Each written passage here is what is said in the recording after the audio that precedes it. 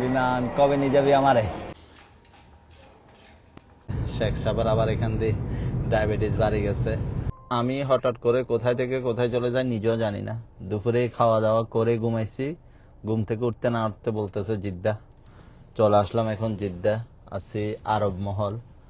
জানি না হঠাৎ করে আজকে কেন এরকম, সপ্তাহের মাঝখানে আসলে জিদ্দা আসা হয় না সাধারণত। আমি এর আগেও বলছি আমাদের এদিক থেকে জিদ্দা মোটামুটি দূরে, সো মাদ্রাসা চললে আর ওইভাবে আসা হয় না। বৃহস্পতিবার, শুক্রবার, শনিবার ওই সময়গুলোতে আসা হয়, কিন্তু সপ্তাহের মাঝখানে আসা হয় না। আজকে হঠাৎ করে চলে আসছে কেন জানি না।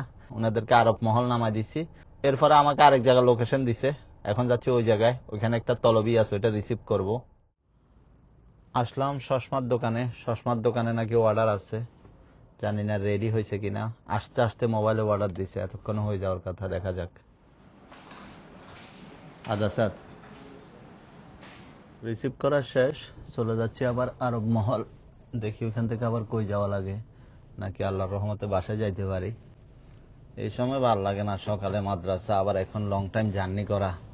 বৃহস্পতিবার শুক্রবার হলে মোটামুটি ঠিক আছে, আমি গিয়ে আবার কাজ করা লাগবে আমার একজনের। বিমান কবে নিয়ে যাবি আমারে? আচ্ছা যাই হোক, বেজে গেছে 9টা। মার্কেটে ওনাদের কাজ শেষ, কল দিছে। জানি না এখান থেকে বাসায় চলে যাবে কিনা বা অন্য কোথাও, বুঝতেছি না। যাই দেখি কি বলে।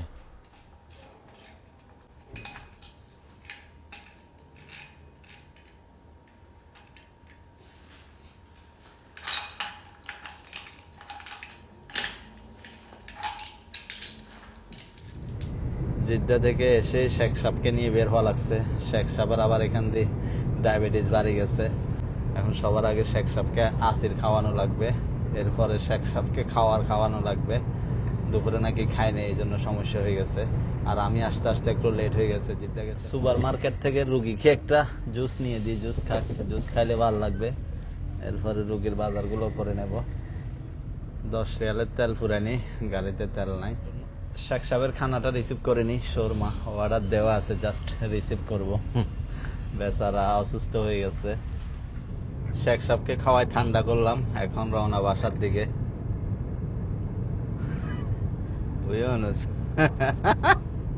দিকেও আমার সাথে দুষ্টামি করতেছে। এখন গিয়ে একটা মোটর ফিট করব, সকালে পানির কাজ আছে, জরুরি ভিত্তিতে মোটরটা ফিট করা লাগতেছে, না হলে মন চাচ্ছে না কাজ করার জন্য। সো ভিডিওটা এতটুকুই, সবাই ভালো থাকবেন ইনশাআল্লাহ। আসসালামু আলাইকুম।